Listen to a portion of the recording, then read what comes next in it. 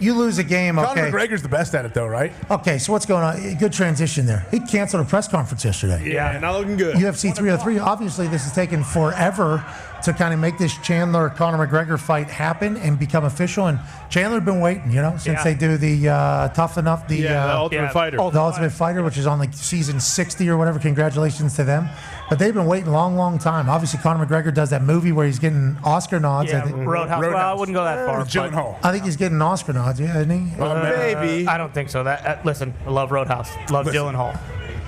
Love Conor McGregor. That movie absolutely sucked. No. It was awful. I heard it was good. I didn't see it, though. It was not. Okay, there you go. Yeah, it was not good. So I was just told that it's Conor's cheeks the entire first 30 seconds. Lot of McGregor's butt cheeks in there. So every time I would go to start it, I'm like, do I want to see Conor's cheeks right now? And it was just not a time where I want to see his cheeks. So I did not get to watch it, but I assume I will at some point, and I will enjoy it. Conor McGregor obviously watched a documentary, Notorious, from where he was to where he became, just basically calling his shot and working his dick off and monitoring or filming it all. That was a great documentary.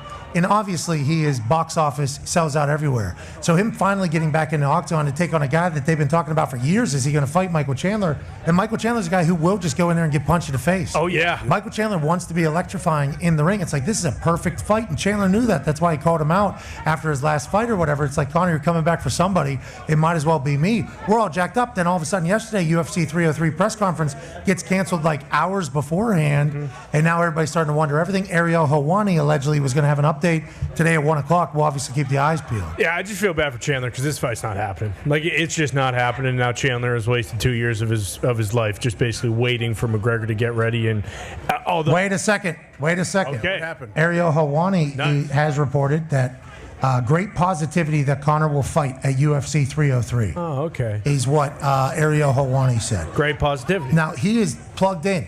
Ariel Helwani is pretty plugged in with the Conor McGregor camp. He actually, as soon as the press conference got canceled, he came out and said, this isn't Conor. Everybody's calling him a back out and everything like that. This is not a Conor McGregor thing. He knows it's bad for business. I hope that's the case. I think there was also some people hypothesizing that maybe he just got injured in camp, and normally we would not hear about it because camp is so long. But since a press conference was happening on the same exact day, it was like, can't make it. We got to get some scans for something. I'm hoping that's the case, as opposed to him saying, what the hell am I doing this for? I got a yacht. I got hundreds of millions.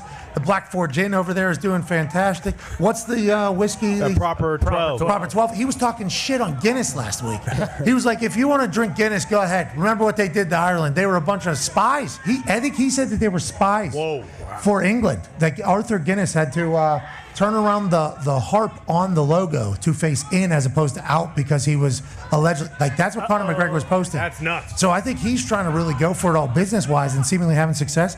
I hope it wasn't they say you can't train as hard when you're waking up in satin sheets. It's like, if you're waking up on a yacht in satin sheets with other businesses booming, is it as easy to be like, yeah, I want to go get punched in the face? I hope that's not the case. I hope that's not the case. And he's already established himself. Already Hall of Famer. Forever, yeah. Considered a GOAT, double champ. I mean, there's like so many things that can go to mind for him being like, you know what? Nah, I don't want to do it anymore. I hope that's not the case. There's part of that, but I think also, like, anything we know about these UFC fighters, like, he's wired differently. Like, you think, Chandler's been talking a bunch of shit to him. You think he doesn't, and he's been away for a while. Like, you think he doesn't want to get back into the octagon and kind of remind everyone, like, hey, when I'm at the top of my game, like, People don't know, box Tom. office. Well, I know. Think about that. How long ago? When was Conor in his prime? Like, there's a lot of young people. Probably like 5 years. That's what I'm saying. Five, everything maybe is so even longer. like recency bias now. Like, there's a lot of people were around that don't know that Conor. But to that point, don't you think that's why he would want to get back in? Absolutely. Because if he comes back in, it's the main event at UFC 303. Like, the UFC's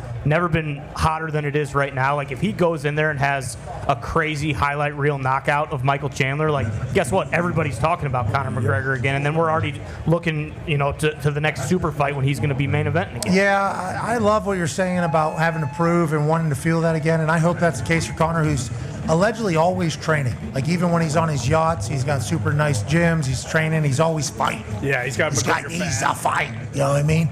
He needs 1, 2, 3 times. He needs to get out there and fight that whole thing.